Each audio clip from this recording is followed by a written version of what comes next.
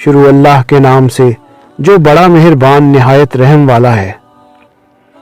حضرت جعفر صادق رحمۃ اللہ علیہ سے منقول ہے کہ بنی اسرائیل میں ایک دیندار شخص تھا جس کا معاملہ خدا کے ساتھ اچھا تھا، اور اس کی ایک عورت تھی جو نہایت خوبصورت تھی۔ اس دیندار شخص کو اس پر کسی وجہ سے بدگمانی ہو گئی، چنانچہ جب کبھی یہ دیندار شخص باہر جاتا تو گھر کا دروازہ باہر سے مقفل کر کے جاتا۔ ایک مرتبہ ایسا اتفاق ہوا کہ کسی جوان مرد سے اس کی بیوی کی آنکھ لڑ گئی۔ وہ ایک دوسرے سے محبت کرنے لگے، مگر باہمی معاملات کی بظاہر کوئی صورت نہ تھی۔ عورت نے کسی ذریعہ سے باہر کے تالے کی ایک کنجی بنوا لی اور اس نوجوان کو بھجوا دی۔ اس نوجوان کا اس عورت کے پاس اس کے شوہر کی عدم موجودگی میں آنا جانا شروع ہو گیا۔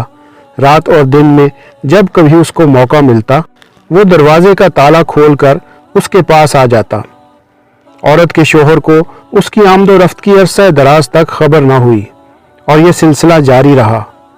اس کا شوہر چونکہ ایک عابد و زاہد شخص تھا تو اس کو خود بخود یہ احساس ہوا کہ اس کی عورت اس سے کچھ کنارہ کشی اختیار کرنے لگی ہے۔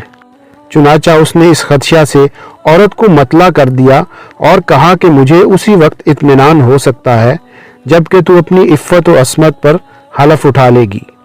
عورت اس پر راضی ہو گئی اور کہنے لگی کہ جب آپ کا جی چاہے مجھ سے حلف لے لیجئے۔ جس شہر کا یہ واقعہ ہے وہاں ایک پہاڑ تھا اور اس کے قریب ایک نہر بہتی تھی۔ وہاں جا کر بنی اسرائیل قسم اور حلف اٹھایا کرتے تھے۔ جو شخص وہاں پر جھوٹی قسم یا حلف اٹھاتا تو وہ فوراً ہلاک ہو جاتا۔ میاں بیوی کے درمیان حلف کی بات چیت کے بعد اس کا آشنا اس کے پاس آیا تو اس نے اس سے اپنے شوہر کی بدگمانی اور پہاڑ پر چل کر قسم کھانے کا قصہ سنایا۔ یہ سن کر وہ نوجوان پریشان ہو گیا کہ اب کیا کیا جائے۔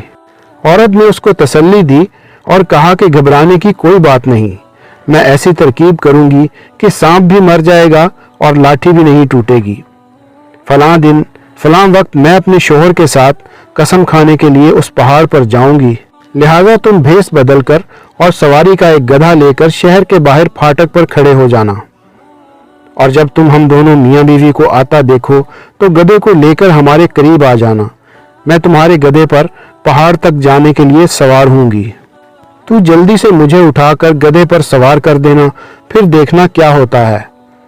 چنانچہ جب حلف اٹھانے کا دن آیا تو اس دیندار شوہر نے اپنی بیوی سے کہا کہ چلو اس پہاڑ پر چلیں تاکہ تم اپنے وعدے کے مطابق حلف اٹھا کر مجھے مطمئن کر سکو۔ یہ سن کر وہ جلدی سے کپڑے بدلے بغیر چلنے کے لیے تیار ہو گئی اور کہنے لگی کہ میں پیدل پہاڑ پر نہیں جا سکتی۔ شوہر نے کہا چلو شہر کے پھاٹک پر کوئی گدھے والا کھڑا ہوگا، اس کا گدھا کرایہ پر لے لیں گے۔ چنانچہ دونوں گھر سے چل دیے۔ جب شہر کے دروازے پر پہنچے تو عورت کا آشنا گدھا لیے ہوئے وہاں موجود تھا۔ اس کو دیکھتے ہی عورت نے آواز دی کہ او گدھے والے، ہم تجھ کو نصف درہم دیں گے، کیا تو ہمیں اس پہاڑ تک پہنچا دے گا؟ وہ بولا جی ہاں، میں پہنچا دوں گا، اور جلدی سے گدھا لے کر آیا اور عورت کو اپنے ہاتھوں کا سہارا دے کر گدھے پر بٹھا دیا اور روانہ ہو گئے۔ آگے آگے گدھا جا رہا تھا اور پیچھے پیچھے عورت کا شوہر اور وہ مصنوعی گدھے والا چل رہا تھا۔ جب پہاڑ آ گیا اور گدھے سے اترنے کا وقت آیا تو عورت نے بہروپیے کو آواز دی کہ گدھے کو پکڑے اور مجھ کو اتار دے۔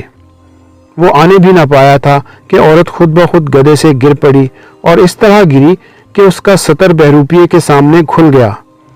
عورت اس کو بناوٹی گالیاں دینے لگی تو وہ بہروپیہ بولا کہ بی بی صاحبہ میرا اس میں قصور نہیں ہے، اور اس کو پکڑ کر زمین سے اٹھا کر کھڑا کر دیا۔ اس کے بعد وہ پہاڑ پر چلے گئے اور اس جگہ پہنچے جہاں قسم کھائی جاتی تھی۔ تو عورت نے اپنے ہاتھ سے پہاڑ کو پکڑ لیا اور شوہر کی طرف مخاطب ہو کر قسم کھا کر کہنے لگی کہ جب سے تمہارا اور میرا ساتھ ہوا ہے تب سے آج تک مجھے سوائے آپ کے اور اس گدھے والے کے کسی نے ہاتھ نہیں لگایا اور نہ دیکھا ہے۔ چونکہ یہ قسم ظاہر میں سچی تھی اور بہروپیے کے سوا کسی تیسرے شخص نے اس کو چھوا نہیں تھا، اس لیے وہ پہاڑ زور زور سے ہلنے لگا اور زمین میں دھنس گیا اور بنی اسرائیل اس کو بھول گئے۔ اس لیے خدا تعالیٰ نے فرمایا، ترجمہ: اگرچہ ان کفار مشرکین کی سازشیں ایسی تھیں جن سے پہاڑ بھی اپنی جگہ سے ہل جائے۔ دعا ہے کہ اللہ تعالی ہم سب کو نیکی کی توفیق عطا فرمائے اور برائی سے بچنے کی توفیق عطا فرمائے۔ آمین ثم آمین یا رب العالمین۔